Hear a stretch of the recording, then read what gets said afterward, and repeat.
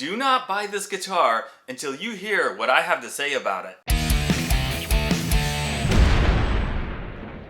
Hey guys, welcome back to the Bald Shredder channel. Today we are checking out the Tempest model guitar from Leo Jaymz. I bought this one a few weeks ago and it was $209 plus tax. I was particularly interested in this model because it's got a lot of cool things in it that are very interesting for me personally. Well, it's got like the dinky body, or actually more like an Ibanez body, the 2 humbuckers, the 2-point floating trim, the 24 frets. So I was like, yeah, that could be a guitar for me. But there was one problem with it, not a major problem. I was able to fix it myself pretty easily, but it's definitely something that I think everybody should know before they consider buying this. I'll talk about that. I'll go over all the specs and features on this guitar, but first I want you guys to hear me play it. So for the demo portion of this, guys, I'm playing one of my tracks from my new album, Speed of Light, and the track is called Center of the Sun. And I'm kind of just doing like a live playover of that backing track. Check it out.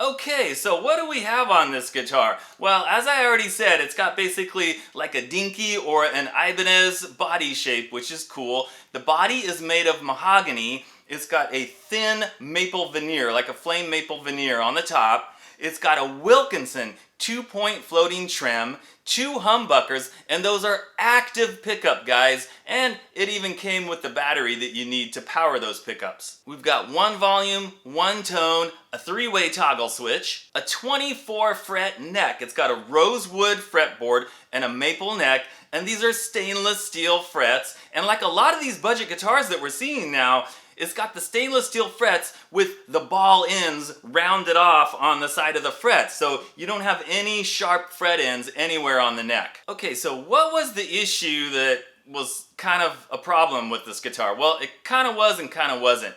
You see the nut here, right? This is a graphite nut. Well, this is not the nut that came with the guitar. I had to change it. And the reason I changed it is because the nut that was on the guitar when I got it was too narrow, too short. It didn't reach all the way to the sides of the neck, the sides of the fretboard there. So there was like a little gap on each side. So basically they used the wrong size nut. It was too small. They needed to use like a longer, bigger nut. Now when I got it and I saw that and I was like, well, it's a pretty good guitar overall. So I have two options there. I can either send it back to Amazon, free return, or I can just buy another nut and replace the nut myself.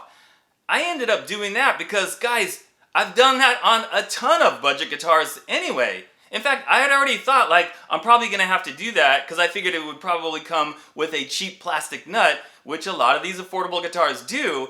It didn't. It actually had a nice graphite nut, very similar to this one, just a little bit too small. But anyway, if it would have had a cheap plastic nut, I would have popped it off and ordered a new one from eBay anyway. So why not just do that rather than send the guitar back? So I didn't want to return the guitar because of that issue. But I do realize, like, for a lot of people, you know, they would get that and they would see that and they'd be like, you know, I don't want to deal with that. I don't want to have to change the nut. I don't want to have to, like, buy a guitar and it's already got a nut that's like the wrong size, so I'm just going to return it. Definitely some people are going to do that. Now I'm going to give you a few more details on the neck as well, so you know what you're getting into if you get this guitar. The neck profile on the back, guys, it is not super thin.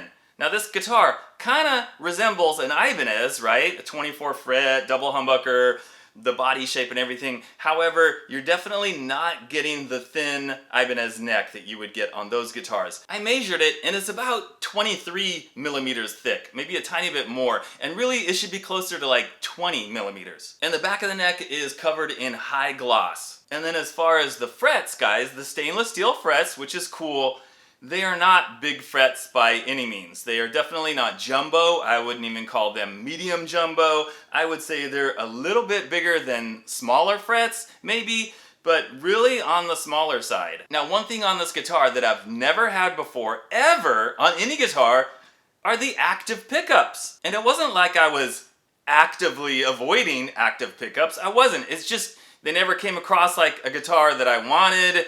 And I didn't really always like love the look of the flat pickup covers. I like the double coil. So anyway, this is my first experience with the active pickups.